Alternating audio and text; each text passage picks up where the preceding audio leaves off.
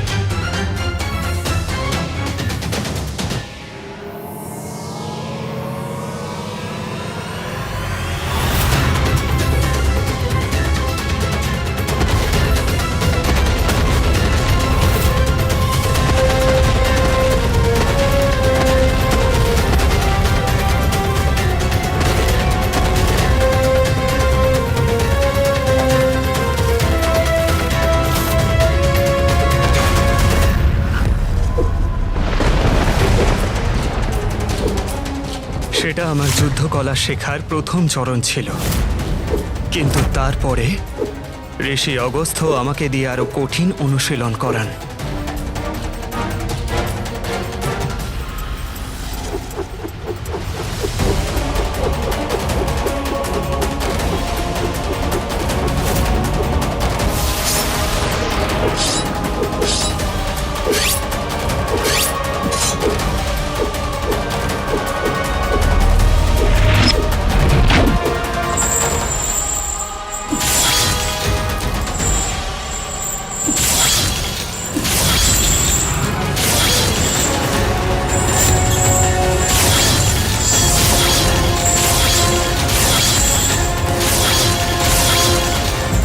কুমার কার্তিকেয়, তোমাকে আমি আমার শিষ্য রূপে স্বীকার করে তোমাকে সম্পূর্ণ যুদ্ধ কৌশলের ক্রিয়া প্রদান করেছি। এখন তুমি পূর্ণরূপে প্রশিক্ষিত হয়েছ, অর্থাৎ তুমি এখান থেকে প্রস্থান করবার জন্য মুক্ত। এত শীঘ্র?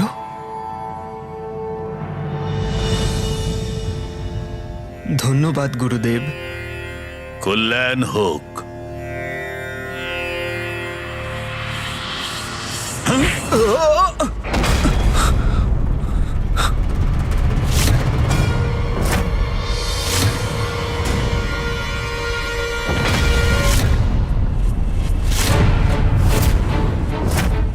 কি হয়েছে গুরুদেব? আপনি তো এইমাত্র বললেন আমি প্রস্থান করতে পারি। গুরুদেব এমন কেন করলেন আমি বুঝতে পারছি না। গুরুদেবের আদেশ পালন করা আমার কর্তব্য।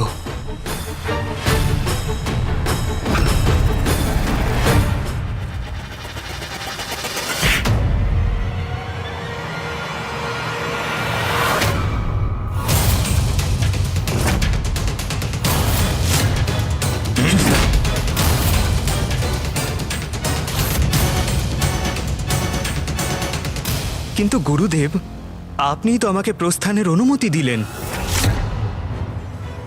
দাদা, এ কেমন পরীক্ষা ছিল ঋষি অগস্ত্যর? আমি তোমাকে যেতে দেব, কিন্তু এই অন্তিম পরীক্ষার পর।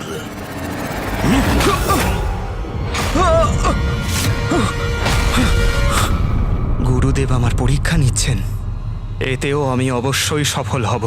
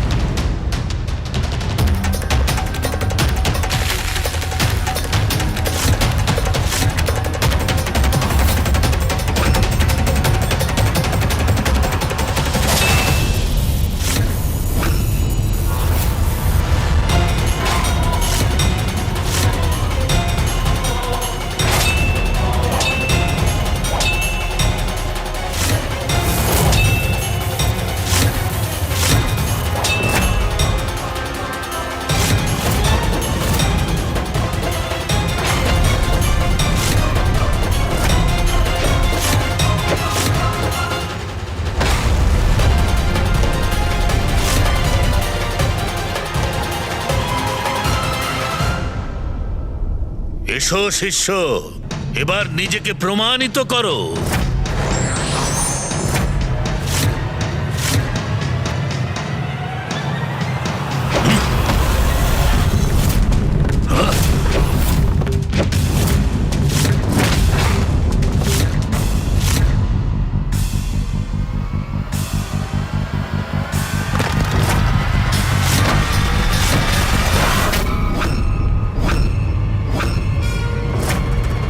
হঠাৎ ভূমির মধ্য থেকে সিংহাসন কি করে এলো?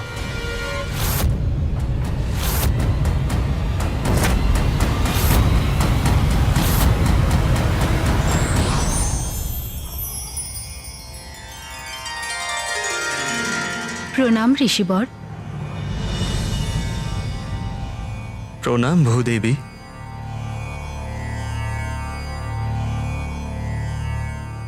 ঋষিবর, আমি গুরু আর শিষ্যর মধ্যে হস্তক্ষেপ করতে চাইছিলাম না, কিন্তু আপনার এরকম পরাজয়ও দেখতে পারছিলাম না, তাই আপনার জন্য আমি সিংহাসন প্রস্তুত করেছি।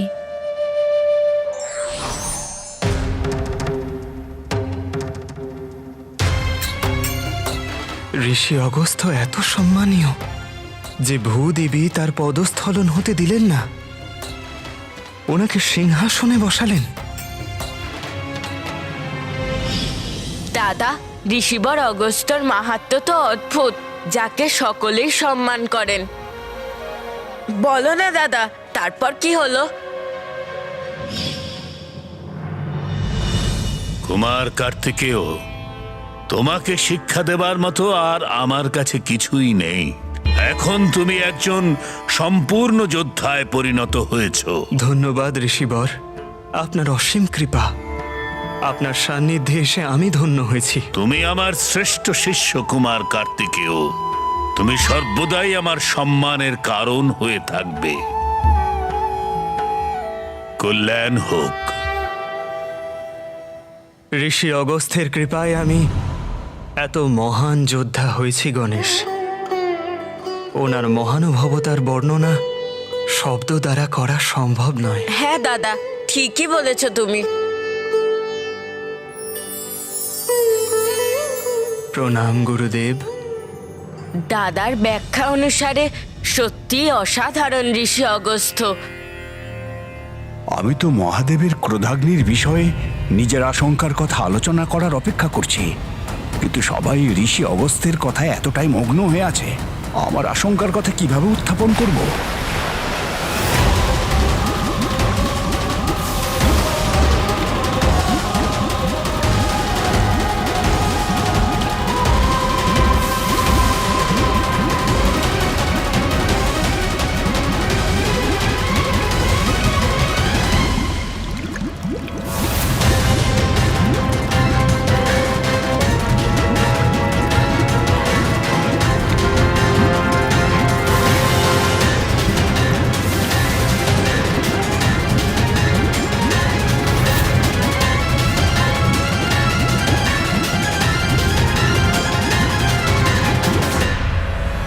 কোন এক অদ্ভুত সংকট আমাদের জন্য অপেক্ষা করে আছে, যার কথা আমরা কেউই জানি না।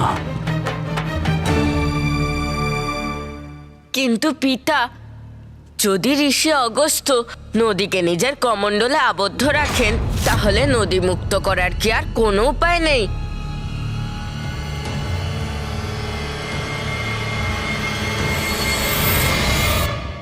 না গণেশ, দুর্ভিক্ষের কারণ হলো সমস্ত জল শুকিয়ে যাওয়ার জন্য। সপ্ত সিন্ধু জল শূন্য হয়ে গেছে। কিন্তু সপ্ত সিন্ধু কি করে শুকিয়ে গেল?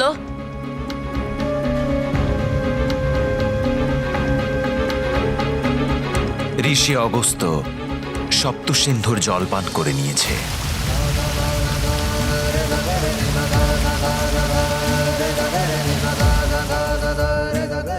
ঋষি অগস্ত্য সপ্ত সিন্ধুর জল পান করেছেন, কিন্তু কিভাবে?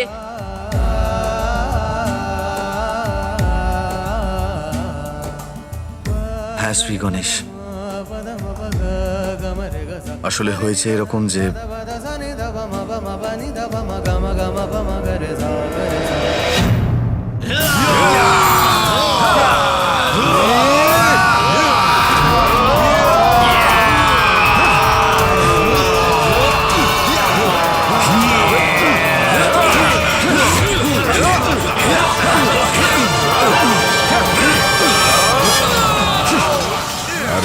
দেব এবং দানবদের মধ্যে দেবাসুর সংগ্রাম শুরু হলো, আর অসুররা আমাদের ওপর ঘাতক প্রহার করতে শুরু করে এবং দীর্ঘ সময়ের জন্য এই যুদ্ধ চলতে থাকে।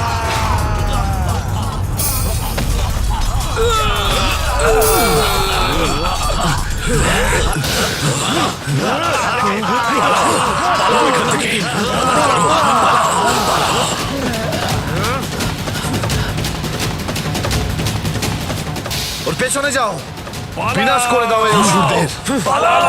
এখান থেকে পালাও, যত শীঘ্রই সম্ভব পালাও এখান এবং থেকে। শেষকালে যখন বিষয়টা একটু বেশি কঠিন হয়ে ওঠে, তখন সমস্ত অসুর সমুদ্রের ভিতরে গিয়ে লুকোতে থাকে।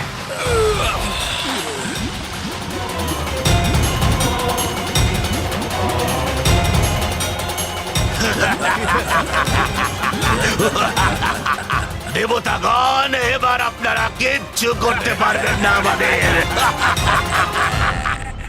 তখন সব দেবতা ঋষি অগস্ত্যের কাছে সমুদ্রকে জলশূন্য করে দেওয়ার অনুরোধ করতে থাকে।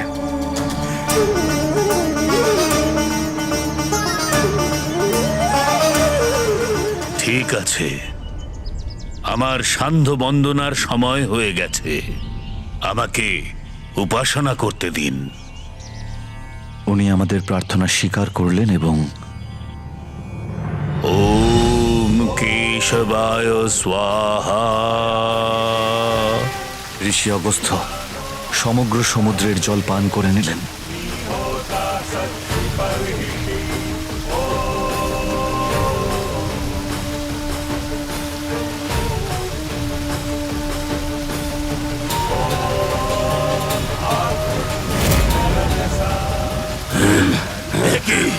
জলের স্তর কমে যাচ্ছে কেন?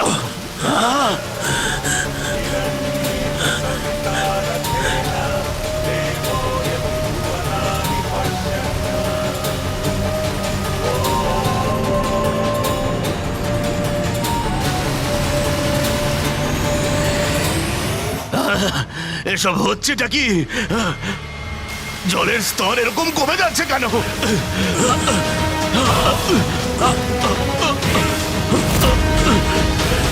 আরে, এই সাগরের জল কোথায় চলে যাচ্ছে? এসব এসব কি হচ্ছে? এভাবে জল কমতে থাকলে আমরা তো অনায়াসেই মারা যাব। এবার আমরা কি করব?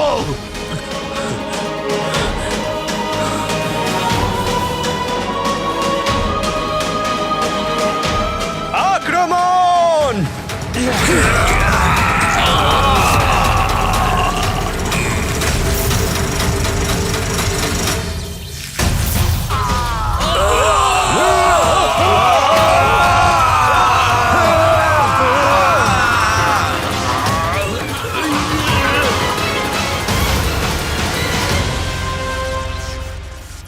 আমাদের অস্ত্রের প্রহারের জন্য আশেপাশের সমস্ত এলাকাতে জল শূন্য হয়ে যায়।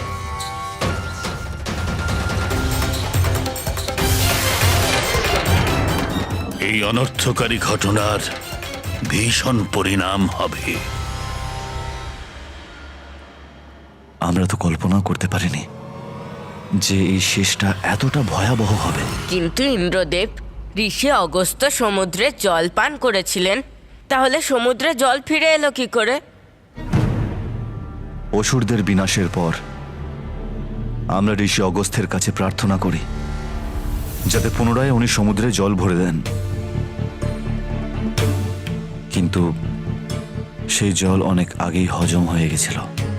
সেই জন্য উনি কম পরিমাণে জল মুক্ত করলেন, আর এইভাবেই সবটা সম্ভব হলো।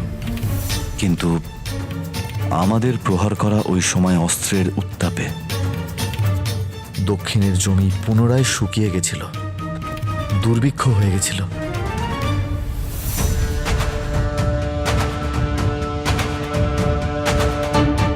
আর এই দুর্ভিক্ষ থেকে মুক্ত হওয়ার চিন্তায় ঋষি অগস্ত্য পুরোপুরি ভেঙে পড়েছিলেন।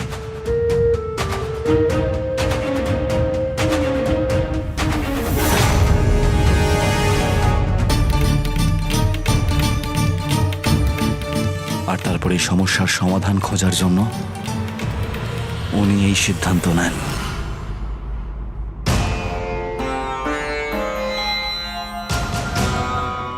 নারায়ণ, ব্রহ্মদেব, মহাদেব, আপনারা শীঘ্র এখানে জল প্রেরণ করুন। যতদিন এই দক্ষিণের দুর্ভিক্ষ সমাপ্ত না হবে, আমি এই জলের এক ফোঁটাও সেবন করব না।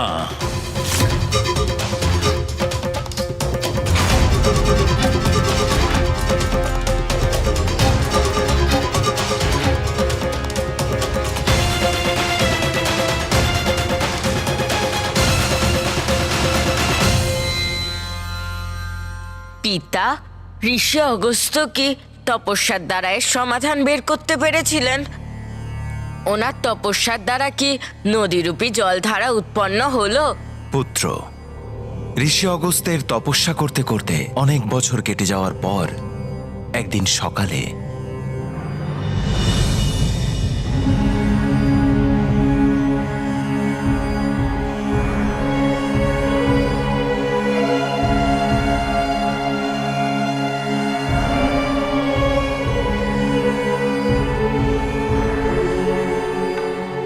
পুত্র অগস্ত্য,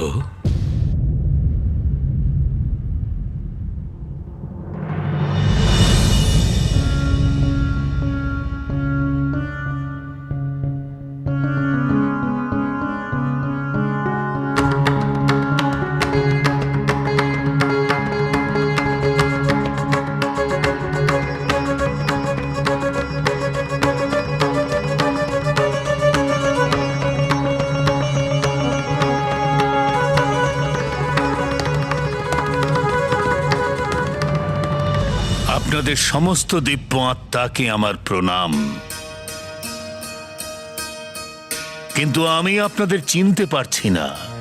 দয়া করে আপনাদের পরিচয় আমাকে প্রদান করুন। আপনারা কারা? আমরা তোমার পূর্বপুরুষ অগস্ত্য, এসেছি পিতৃলোক থেকে। ঋষি অগস্ত্যের পূর্বপুরুষেরা ওনার কাছে একটা অনুরোধ নিয়ে এলেন। পুত্র, আমাদের স্বর্গলোকে প্রবেশ নিষিদ্ধ হয়ে গেছে। এটা কি করে সম্ভব? আপনারা সবাই আপনাদের সারা জীবন সৎকর্ম করেছেন, ধর্মনিষ্ঠ এবং পবিত্র জীবন যাপন করেছেন। তারপরেও স্বর্গলোকে প্রবেশ করবার অনুমতি কেন নেই আপনাদের? তার পেছনে আমাদের নয়, তোমার কর্ম। আমার কর্ম? কিন্তু পিতা, ঋষি অগস্ত্য এমন কি কর্ম করেছিলেন? আপনি তো আমায় বলেছিলেন যে উনি ধর্মপরায়ণে সর্বশ্রেষ্ঠ। তাহলে উনি এমন কি দুষ্কর্ম করলেন যেই কারণে ওনার পূর্বপুরুষদের কষ্ট সহ্য করতে হচ্ছিল?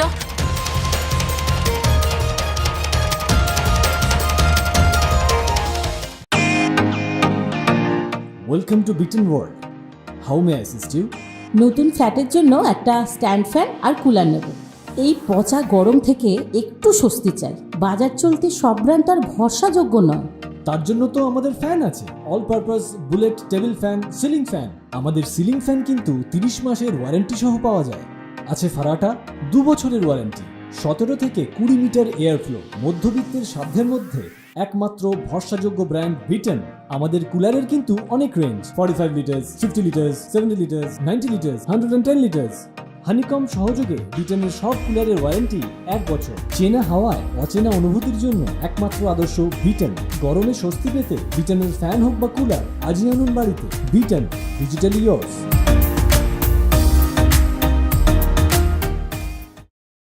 কখনো কখনো তুমি যে কর্ম করো সেটা নয়, বরং যা তুমি করো না সেটাই তোমার জীবনে সমস্যা উৎপন্ন করে।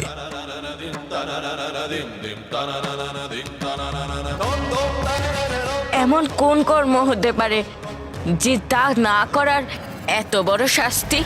পুত্র, তুমি বিবাহ করে গার্হস্থ্য আশ্রমে প্রবেশ করনি, অর্থাৎ তোমার সঙ্গেই আমাদের বংশ নাশ হবে। আর আমাদের জন্য পিতৃধর্ম পালন করা কেউ আর বেঁচে থাকবে না। কিন্তু আমি সর্বদাই জনকল্যাণে ব্যস্ত থাকি। আমি বিবাহ বন্ধনে আবদ্ধ হতে চাই না।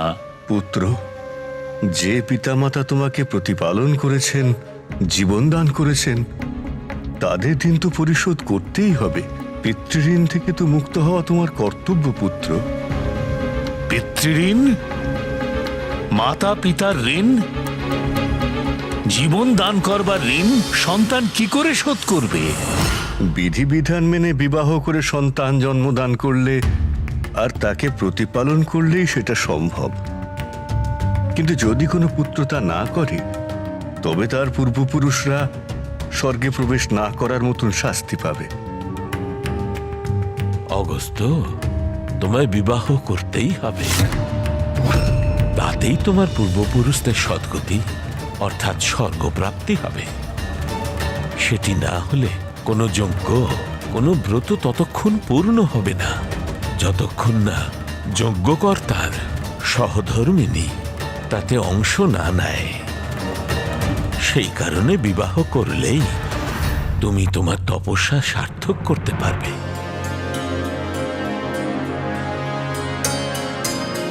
আর তোমার বিবাহের মাধ্যমেই দক্ষিণের দুর্ভিক্ষ শেষ হবে।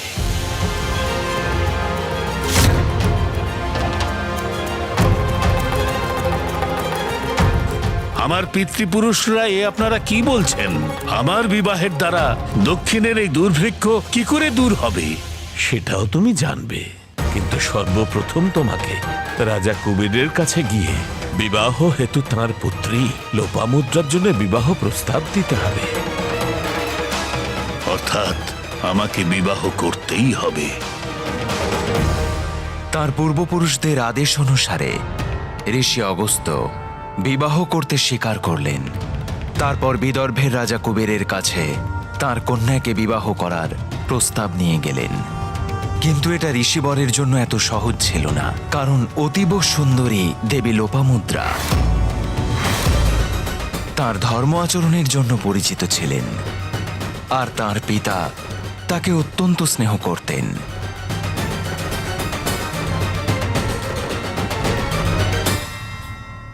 আমি বুঝলাম না, যে কোনো কন্যার জন্য সুযোগ্য পাত্র ছিল ঋষি অগস্ত্য, তাহলে কেন এমন পরিস্থিতি হলো?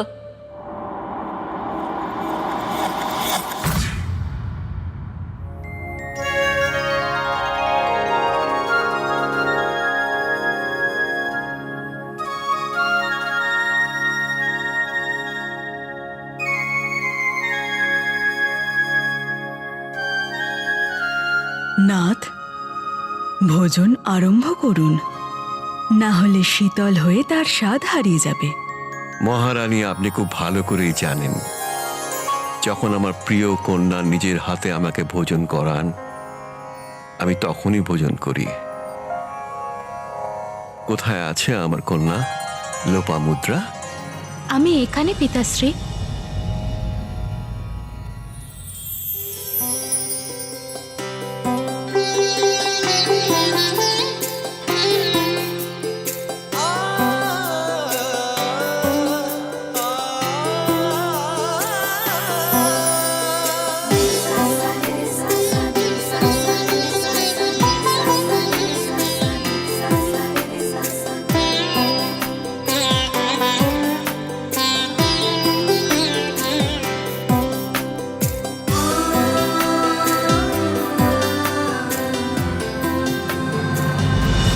ক্ষমা করবেন পিতাশ্রী, ভগবান নারায়ণের পুজো করতে গিয়ে আমার একটু দেরি হয়ে গেল।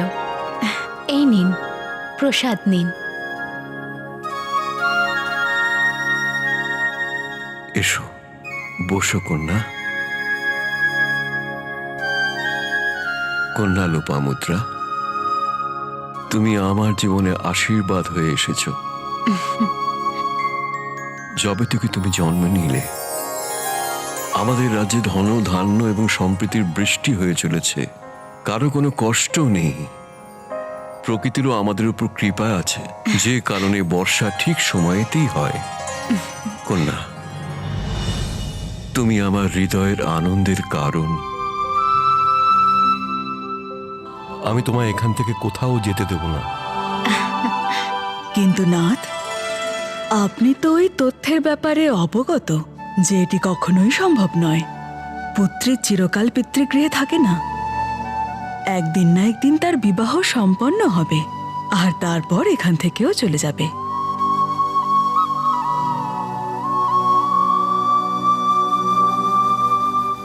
প্রণাম মহারাজ, আপনার সাথে দেখা করতে ঋষি অগস্ত্য মুনি এসেছেন।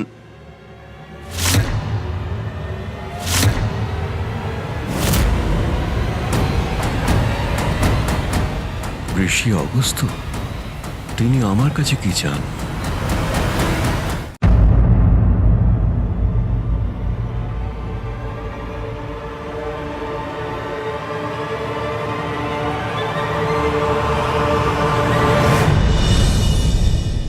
ঋষিবর, আপনাকে স্বাগত জানাই। ঋষিবর, আপনার এখানে আগমনের অবশ্যই কোনো কারণ থাকবে। বলুন, আপনার কোন এমন ইচ্ছা যেটা আমি পূরণ করতে পারি?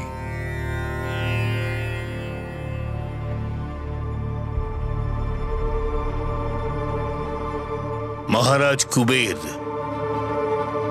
আমি আপনার কন্যাকে বিবাহ করতে ইচ্ছুক।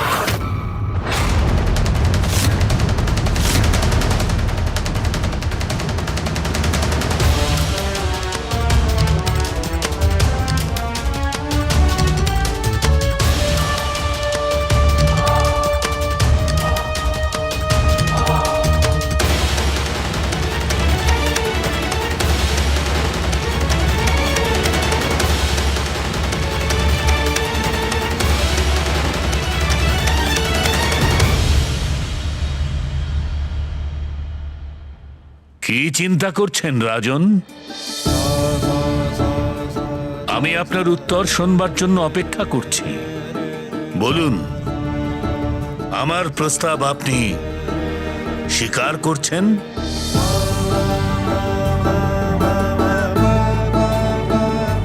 কিভাবে বলি? আপনি যা বলতে চাইছেন নিঃসংকোচ হয়ে বলুন রাজন। ক্ষমা করবেন ঋষিবর, আপনি একজন পিতার অসুবিধে এবং পরিস্থিতি নিশ্চয়ই বুঝবেন। ঋষিবর, আমি আপনার প্রস্তাব স্বীকার করতে পারছি না, করতে পারবো না ঋষিবর। কি?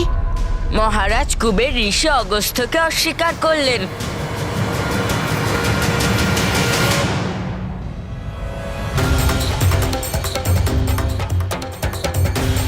কিন্তু কেন পিতা?